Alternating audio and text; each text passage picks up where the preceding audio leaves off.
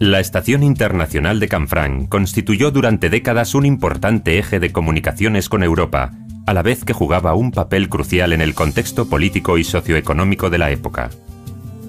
Entra en funcionamiento en julio de 1928. El gran número de servicios que debía prestarse en ella, dado su carácter de transbordo internacional, exigía una gran superficie en la que tuvieran cabida el edificio de pasajeros, el puesto aduanero, correos y un hotel internacional. Pero ¿por qué se construyó una estación ferroviaria de 210 metros de longitud en uno de los valles más agrestes del Pirineo central? Cuando a mediados del siglo XIX se decide abordar la construcción del ferrocarril que comunicaba España y Francia por el Valle del Aragón, había dos emplazamientos posibles. Uno era en Villanúa, que era el emplazamiento elegido por los técnicos civiles, y otro era la explanada de los Arañones, que era preferida por los militares por motivos estratégicos. Que el informe que hace el Ministerio de la Guerra es decir, no podemos hacer una estación en Villanúa, porque si la hicimos en Villanúa a través de la Canal de la Verdún, hemos hecho ya un paso que es los Pirineos mediante un ferrocarril, es decir, por tanto la invasión de Pamplona a Zaragoza se produce en horas. Entonces proponen que sea en el valle tan angosto del Canfranc, donde con un fuerte en un lado, que todavía existe el Col de Ladrones, y otro fuerte en el otro lado, se es capaz de controlar cualquiera de los movimientos que existen. Y eso es un poco lo que llega a determinar que la estación se proponga en Canfranc. Es decir, no es la racionalidad del lugar, sino la irracionalidad de las fronteras. Una vez decidido el enclave, los ingenieros encargados del proyecto tenían ante sí el auténtico reto, más complicado aún que la propia construcción del edificio: adaptar el entorno, transformar el salvaje paisaje pirenaico y hacer de él el escenario perfecto para albergar uno de los monumentos industriales más importantes del siglo XIX.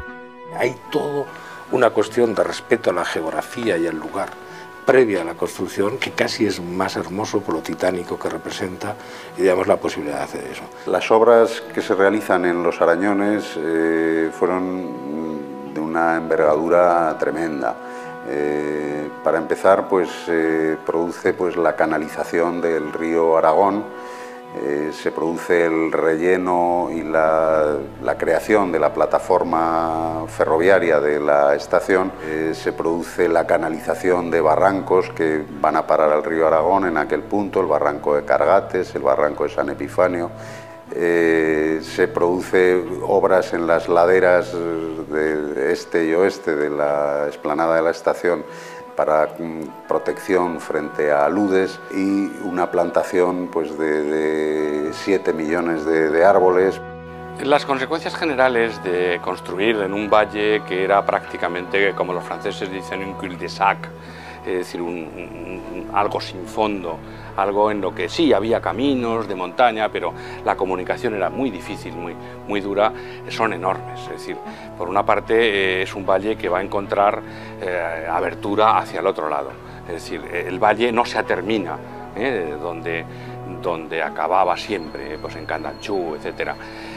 Por otra parte, va a hacerse el poblado de los Arañones, que es el poblado para la gente que va a construir esto, desde los obreros más humildes hasta pues, los ingenieros, en fin, todo tipo de personal, transportistas, etc.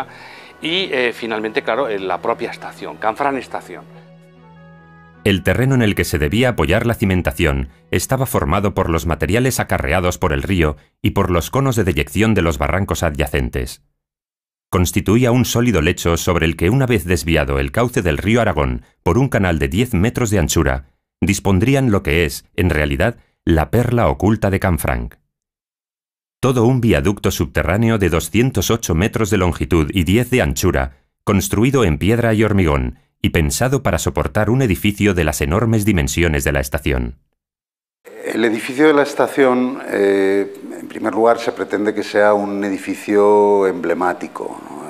Es un edificio que sería el primer contacto que el viajero procedente de Francia iba a tener de España, y entonces se pretende que fuera un edificio significativo, representativo de la magnificencia del Estado español. Pero por otra parte también la estación es una estación internacional donde se produce el cambio de ancho de vía europeo al ancho de vía español y hay la mitad que eran las instalaciones del ferrocarriles de Francia y la mitad que eran de los ferrocarriles españoles. Entonces todas las instalaciones están duplicadas. Su concepción como elemento de aduanas, como elemento que está entre dos países y en esas dificultades que los principios del siglo XX tienen, la definición un poco de las fronteras, hace que la concepción de la estación casi sea como una especie de muro que divide, es más una especie de tapia o de valla que divide Francia con España.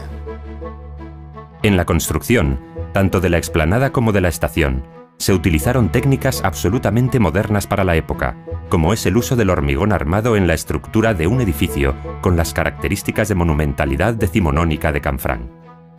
Se construyó así un edificio bañado de influencias postartianas francesas, en las que la concepción del espacio pasaba por la acotación de la estructura arquitectónica en ambos extremos, con un elemento central, el vestíbulo, sobredimensionado y destacado sobre los demás.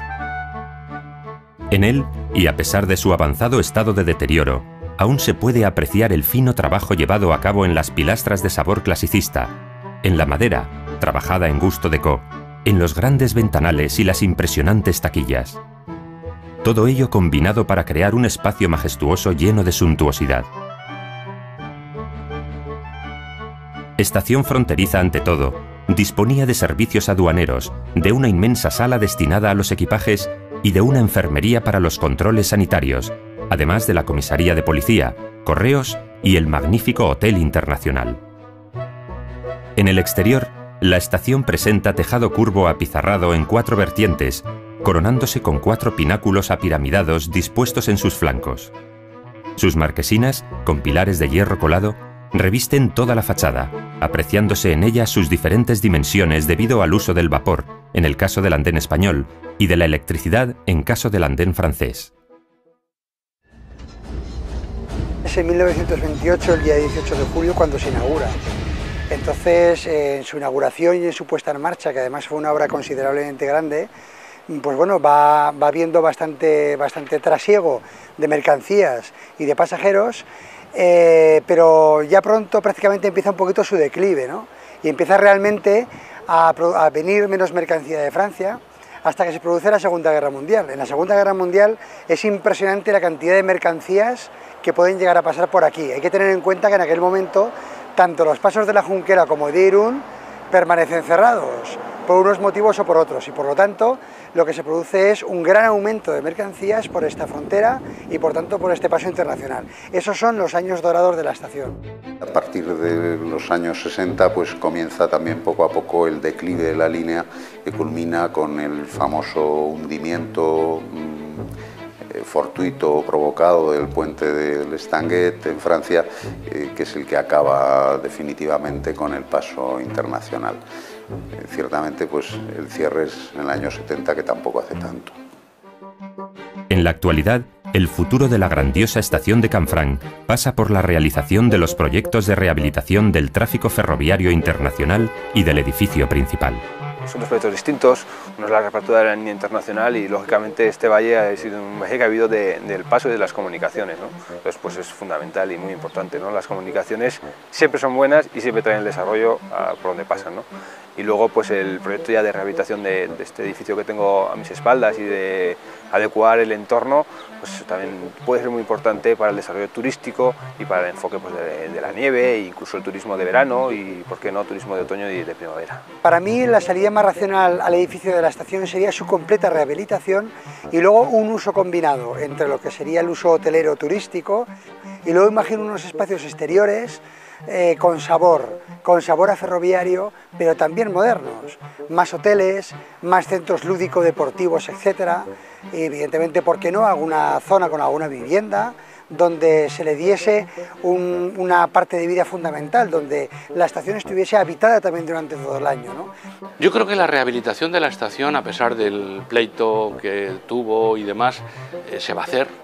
es un activo, como decimos en economía, tan grande y es un coste de oportunidad tan importante el que tiene, que realmente eso, dejarlo caer, dejarla pudrirse, dejarla morir, que ya está en ello, pues yo creo que sería una gran torpeza política, porque yo creo que es de una belleza extraordinaria. Significa también la mala conciencia, digamos, de que se nos está cayendo, de que durante muchos años se habla de recuperar el Canfranc, de reconstruir la estación, y está demostrando pues la ineficacia, digamos, pues de los políticos y en definitiva del pueblo de Aragón. O sea, es como una deuda que tenemos los aragoneses con nosotros mismos, con nuestra memoria. Lo que es más importante es desde dónde, desde qué lugar y cómo se devuelve a una comunidad uno de sus símbolos más importantes, ¿no?